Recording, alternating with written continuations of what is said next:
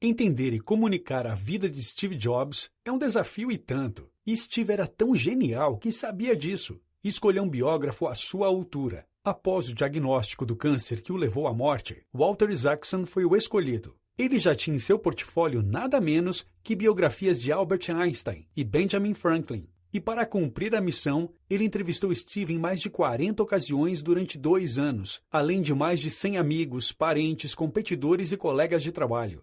A biografia de Jobs é uma coletânea de histórias fantásticas, passando pelos altos e baixos de sua carreira, sua paixão e perfeccionismo, e a revolução de 6 grandes indústrias: computação pessoal, cinema de animação, música, e-books, celulares, tablets. Jobs foi um gênio inventivo que sabia que o século XXI se baseava em conectar tecnologia e criatividade. Steve cooperou com o livro, mas não interferiu de forma alguma. Inclusive, ele sequer leu o livro antes de sua publicação e encorajou todos os entrevistados a serem sinceros e transparentes. Sua história, capturada sucintamente neste microbook, é um conto fantástico de inovação, caráter, liderança e valores. Zen, crítico e mal criado.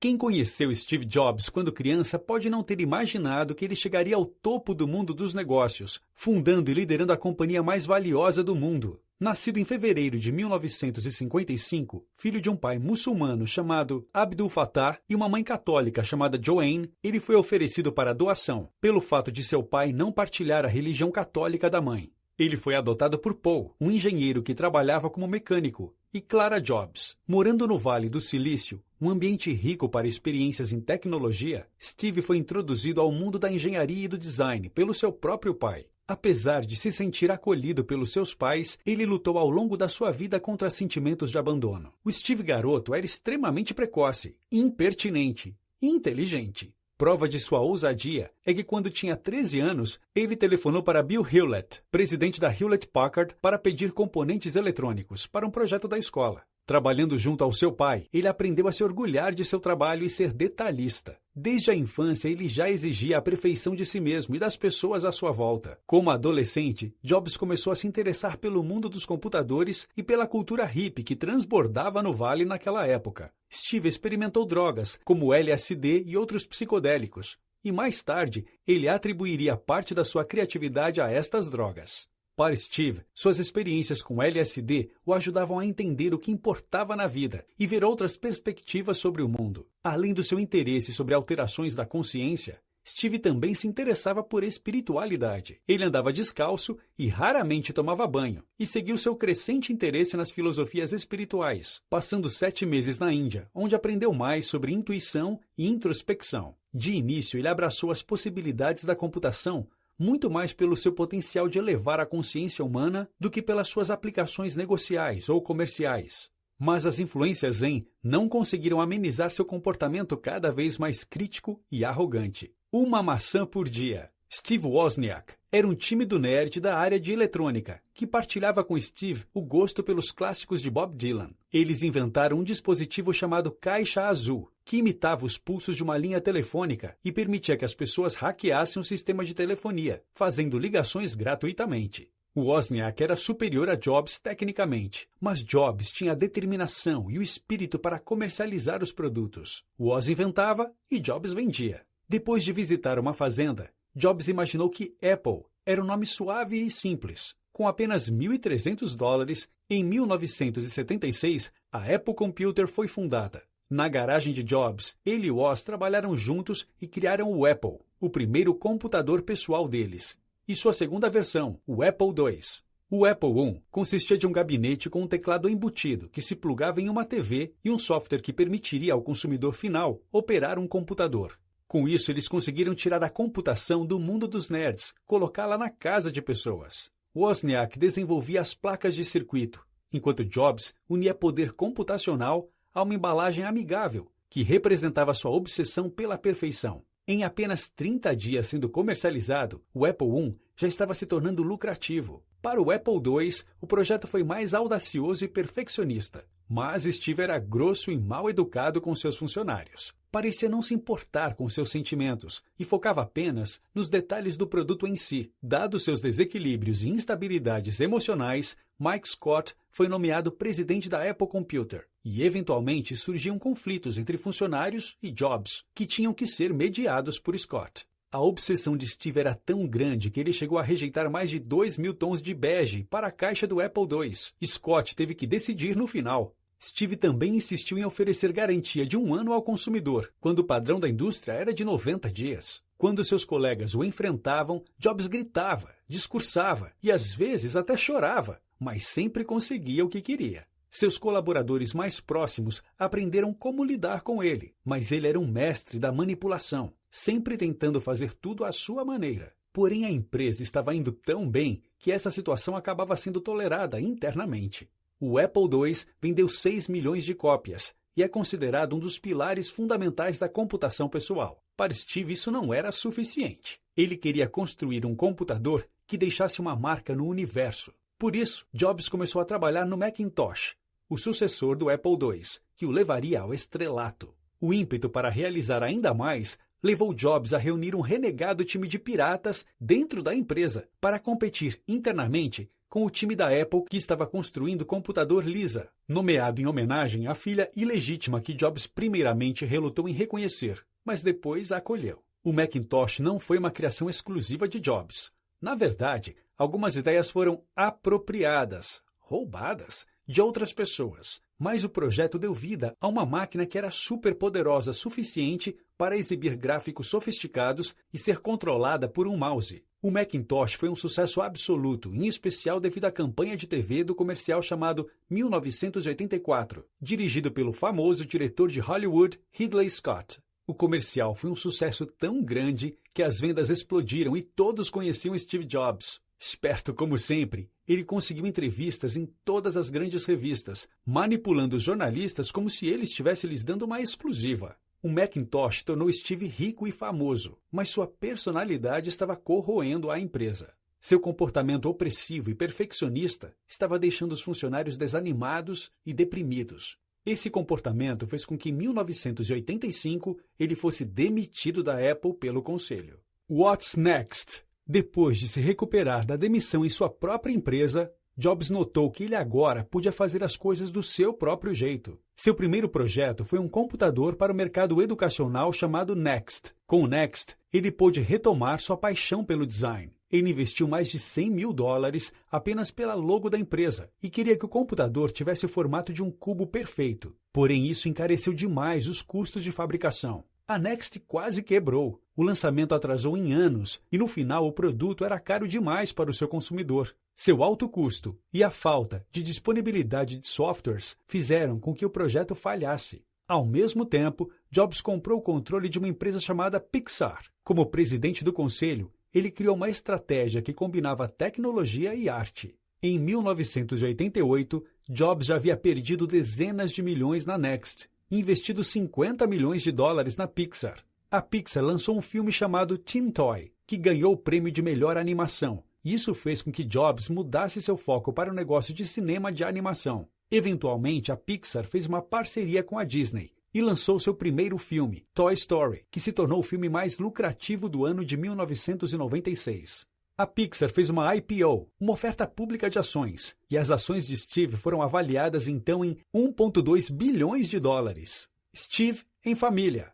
Além dos seus novos negócios, Jobs tentou reconciliar-se com sua vida pessoal, reconectando-se com sua família biológica. Em 1986, após a morte de sua mãe adotiva, ele encontrou sua mãe biológica. Ele se surpreendeu ao saber que ela tinha uma irmã que era artística e temperamental, e eles se tornaram próximos. Na mesma época, ele conheceu sua futura esposa, Laurene Powell, com quem ele veio a se casar em 1991. O casal teve 2 filhos, Erin e Eve. Com o encorajamento de Laurene, Jobs também passou a passar mais tempo com sua filha Lisa, que era tão temperamental quanto Jobs. Em alguns casos, eles ficavam meses sem se falar. Na vida pessoal, assim como na profissional, Jobs era ou muito apaixonado ou extremamente distante. Uma nova maçã. Após a saída de Jobs, a Apple entrou em declínio. Em 1996, Gil Amelio foi nomeado CEO e ele queria trazer novas ideias para restaurar a empresa. Em 1997, ele comprou a Next e tornou Jobs um conselheiro para a Apple. Uma vez de volta à Apple, Steve pegou o máximo de controle possível. ele colocou seus funcionários preferidos da Next nos mais altos cargos da Apple. A empresa não ia bem, e o conselho resolveu dar uma nova chance a Jobs como CEO. Porém, Jobs recusou o convite. Ele preferiu manter seu status de conselheiro para ganhar mais influência na empresa. Ele conseguiu costurar uma parceria com a Microsoft para desenvolver o Office para Mac, e assim terminou a batalha entre as empresas. O preço das ações da Apple decolou, e depois de algum tempo, enfim, ele aceitou o convite de se tornar CEO da empresa novamente. Ao assumir, seu foco passou a ser único, focar a empresa em fazer menos produtos, e assim ele se empenhou em salvar a Apple. O mantra da sua administração era foco. Ele rejeitou linhas de produtos inteiras, demitiu empregados irrelevantes e cortou os estoques lotados. Jobs se transformou de um rebelde corporativo de espírito livre a um executivo singularmente dedicado, colaborativo, embora ainda volátil. Ele acreditava na colaboração profunda entre departamentos e em contratar e cultivar A-players, talentos de alto nível. Assim, uma potencial contratação de marketing tinha que ser sabatinada pelos designers e pelos engenheiros de software. Engenharia simultânea significava que os produtos em desenvolvimento passavam por revisões simultâneas de manufatura, design, marketing e distribuição, em vez de passar por cada área sequencialmente. Isso garantia que todos tinham participação no desenvolvimento e criação de novos produtos. Jobs contratou Tim Cook para administrar operações, e os dois se conectaram e se tornaram amigos rapidamente. Cook eventualmente ajudaria Jobs a conduzir a Apple. A estratégia funcionou.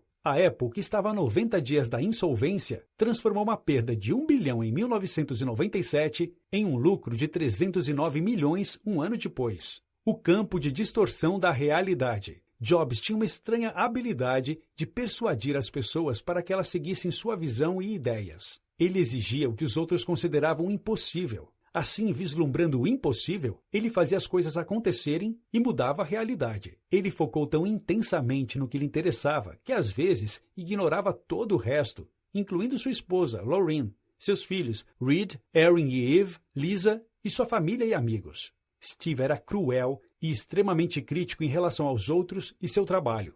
Mas mesmo assim cultivava assistentes fiéis, quase fanáticos. Ele nunca se apegou a posses materiais, vivendo em casas não mobiliadas, mas sua paixão por produtos fez da Apple um gigante. Jobs acreditava que as regras não se aplicavam a ele. O homem que se recusava a colocar placas nos seus carros e estacionava em vagas reservadas a deficientes, inventou produtos que os consumidores nem sabiam que queriam, mas pelos quais logo se apaixonaram.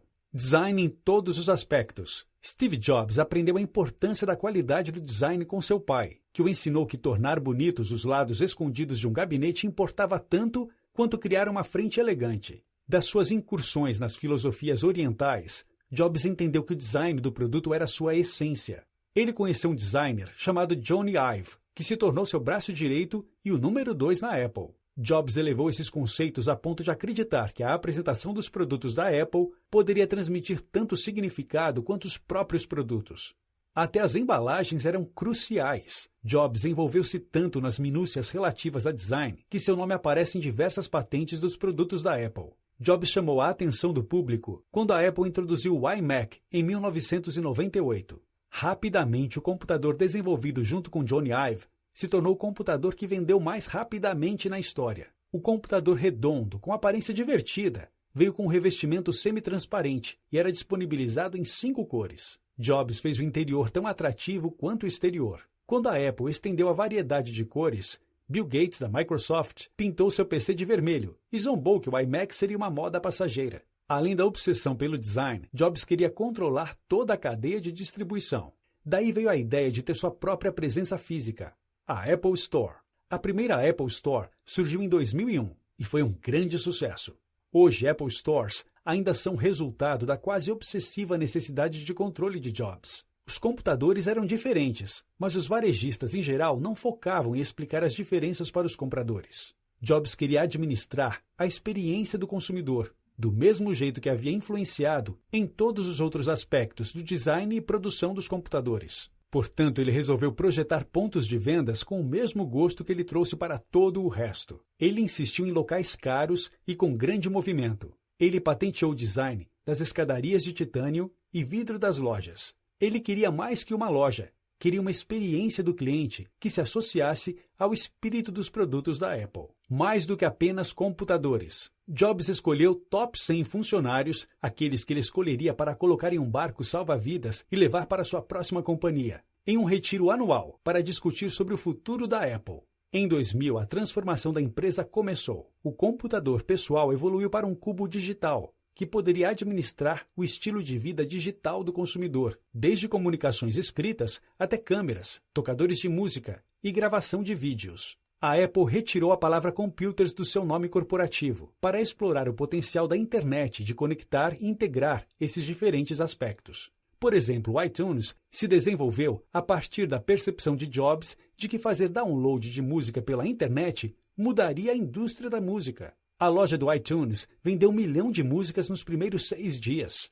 O iPod resultou da necessidade de um melhor tocador de música e, dentre suas inovações, está incluída a roda de rolagem. O sucesso do iPod, construído sobre as vendas do iMac, consolidaram a marca. Em janeiro de 2007, o iPod foi responsável pela metade das receitas da Apple.